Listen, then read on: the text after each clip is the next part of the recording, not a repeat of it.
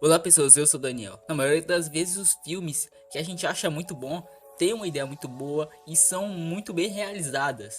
Mas aqui não aconteceu a mesma coisa, porque a gente vai ver 5 filmes ruins, mas que têm ideias sensacionais. Mas tem uma ideia sensacional que de qualquer jeito que tu fizer, mano, não vai dar ruim. Que é você deixar o like. Você pode deixar o like hoje, daqui a pouco, daqui a uma hora que nunca vai ficar ruim. Tom Size ou Uma Pequena Grande Vida, a gente vai acompanhar o casal Paul e Andrew. Nesse filme, um cientista descobre como encolher pessoas sem que isso mexa no DNA deles e sem que isso cause muito danos à vida. Esse casal decide se encolher porque quando você se encolhe, o dinheiro que você tem na vida real se multiplica. E, mano, você fica milionário. Se você tiver um real, quando você fica menor, esse um real vale 1 milhão, por exemplo. Então eles decidem se encolher. Mas só que no meio, mano, a Audrey decide não se encolher. Aí vem todo o desenrolar da história, porque o Paul se encolhe. Ele se separa da Audrey e tem uma vida miserável. E a gente vai acompanhar isso. Cara, a ideia é simplesmente fantástica. Por quê? Porque o Paul e a Audrey eram um casal. E ter essa história de ficar menor, que é muito interessante, porque o dinheiro vale mais. Isso vai ajudar o meio ambiente. E isso o filme poderia ter desenvolvido melhor. Eu acho que eles poderiam ter trabalhado melhor na ideia do Paul, tendo um pouco da perda psicológica, ele tendo os problemas da vida dele, mostrando isso, o problema que ele teve que enfrentar durante esse encolhimento, depois de ter separado da Audrey. E cara, isso poderia ter sido melhor aproveitado, só que a gente não vê nada disso no filme, porque o filme se preocupa muito em desenvolver o romance do Paul e da Knockland. A Knockland era uma mulher que tinha um problema no pé e o Paul era... eu esqueci o nome, era tipo um médico que ajuda a consertar o pé, os ossos, alguma coisa assim, eu esqueci o nome. Fica nesse romancinho que não leva a nada, eu acho meio desinteressante. E claro, quando o Paul ajuda ela, poderia ser muito bem, porque ia mostrar o Paul dando uma reviravolta na vida dele, ajudando pessoas, não se preocupando mais com esse romance, ajudar as pessoas nesse lugar que estão encolhidas, que foram esquecidas pelos mais ricos. Poderia ter melhor desenvolvido essa crítica social. Outra coisa que eu acho muito ruim é que de repente eles metem um vazamento de urânio que vai matar toda a população da Terra. Você tem que ir até o local se proteger, e lá tem a escolha se ele entra nesse lugar ou não, se ele fica com a mulher ou não. E cara, isso é uma perda de tempo com uma ideia sensacional como essa.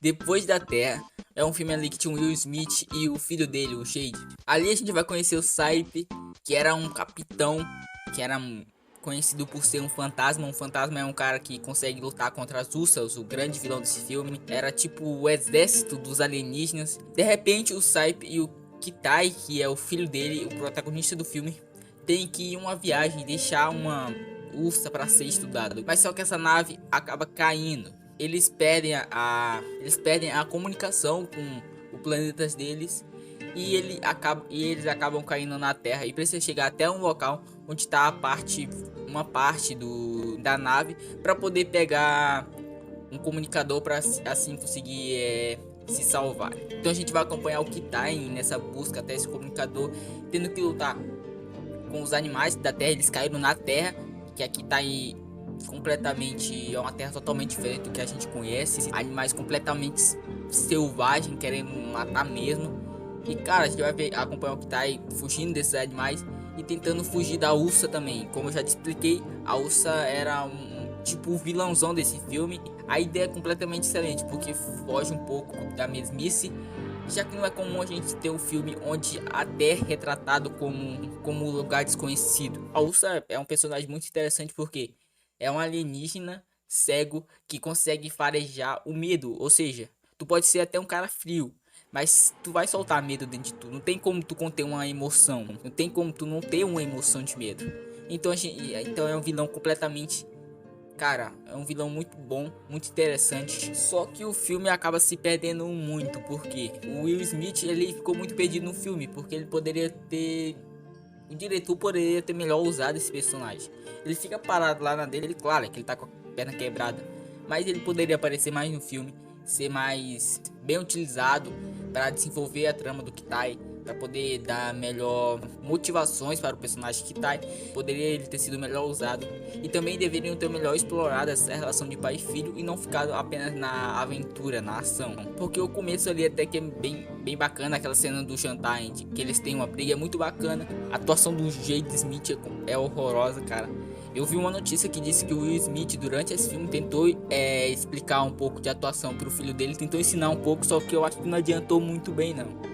A atuação do Will tá mais ou menos, não tá tão boa também, mas já do Jade, cara, é um filme desperdiçado com grandes atores. O Will Smith, cara, um cara muito famoso, poderia ter sido melhor usado.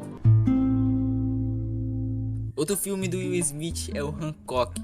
Cara, esse é um filme muito diferente de super-herói. Aqui a gente vai conhecer um super-herói totalmente desajeitado, que não liga pra ninguém. É um super-herói bebo. Bem, chega um dia, o Hancock salva o Way de ser atropelado lá por um trem.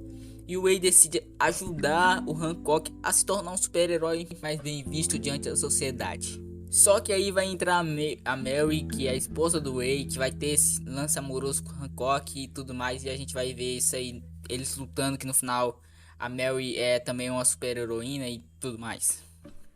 Cara, essa ideia fantástica de um super-herói totalmente fugindo do convencional, que é um super-herói bebo que não tá ligando pra ninguém, ajudar ninguém. É um super-herói que não sabe de onde vem, então tem isso que é bem bacana se for bem utilizado. Só que aqui também não acontece isso, por quê? Porque o plot é muito bom da Mary ser um super-herói, como eu já disse, e o Hancock e a Mary serem o último da espécie dele. Só que esse romance que o filme bota em cima do Hancock na Mary é completamente infantil perante esse filme, cara. Esse filme poderia ser muito aproveitado se tirasse esse romancezinho e colocasse só, por exemplo, o Hancock querendo saber da vida dele, a Mary também não sabendo de nada, e desenvolvesse isso melhor. Mais uma amizade do que esse romancinho velho que... Ah, eu sou um super-herói também, então a gente vai ficar junto e a gente é o último da nossa espécie. Isso é muito ruim. É muito ruim. Esse aqui é um filme que tem uma excelente história, cara. O Hancock poderia ter sido um super-herói grande, famoso, interpretado pelo Will Smith, mas só que não, cara. Com certeza ele poderia ter ganhado uma trilogia de filmes e quem sabe mais. O Preço do Amanhã trazia Will, interpretado pelo Justin Timberlake. Aqui, mano, a moeda do mundo é o tempo.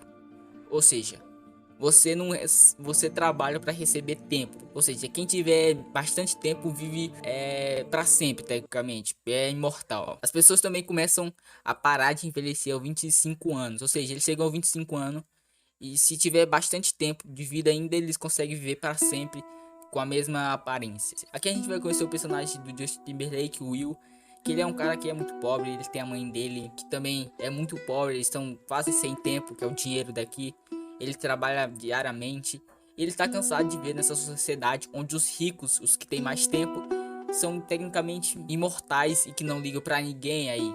Todo dia tem alguém morrendo na rua, tem pessoas, corpo de pessoas estiradas na rua porque os ricos não compartilham esse poder com eles. Então ele decide se rebelar contra essas pessoas para tentar fazer aí uma igualdade nessa sociedade. E cara, isso é muito bom. Quando você transforma o dinheiro em algo que é intocável ou nem impensável, cara, você nem pensa que o dinheiro poderia ser um tempo, porque não tem como fazer isso, mas nesse filme tem, porque a gente quer saber como eles ganham esse tempo, o que aconteceu para eles terem esse tempo. E também outra coisa é o personagem do Will, que tenta fazer essa crítica social no começo do filme, que é muito interessante ali, desenvolvendo essa crítica social à desigualdade que temos hoje em dia. Isso é uma ideia sensacional. É uma ficção científica maravilhosa, que é uma ficção científica, mas é quase a realidade aqui que a gente vive, podemos dizer. Mas só que tem uns problemas, que é o que? O Justin Timberlake atuando. Cara, sorte que esse cara é cantor, porque pelo amor de Deus, nesse filme tem também esse romance que não precisava, que é do Ray e da Sylvia, que ela, uma mulher, cara, não precisava, poderia ter desenvolvido só essa crítica social. Só que o filme vai perdendo o foco do que é realmente relevante, que é a crítica social, e vai virando uma ação, que aparece o vilão lá, que é um cara que veste um inferno e quer matar todo mundo e quer ser muito rico. É aquele vilão clichê. Espero que no futuro tenha um remake desse filme sem o Justin Timberlake, pelo amor de Deus, e que seja bem bem melhor dirigido. Amém. Verdade ou desafio de 2018, a gente vai acompanhar a Olivia e seus amigos viajando ao México. E lá eles vão ter uma despedida lá antes da formatura deles. Eles decidem jogar um jogo de verdade desafio com um cara lá estranho que eles conhecem. Só que durante esse jogo vai acontecendo coisas estranhas e eles acabam descobrindo que esse jogo é amaldiçoado e que ali eles estão num jogo mortal. Essa ideia de jogo amaldiçoado é muito interessante, porque imagine, você tá jogando um xadrez com um amigo seu e de repente você tá amaldiçoado e você tem que jogar pelo resto da sua vida ou até você morrer.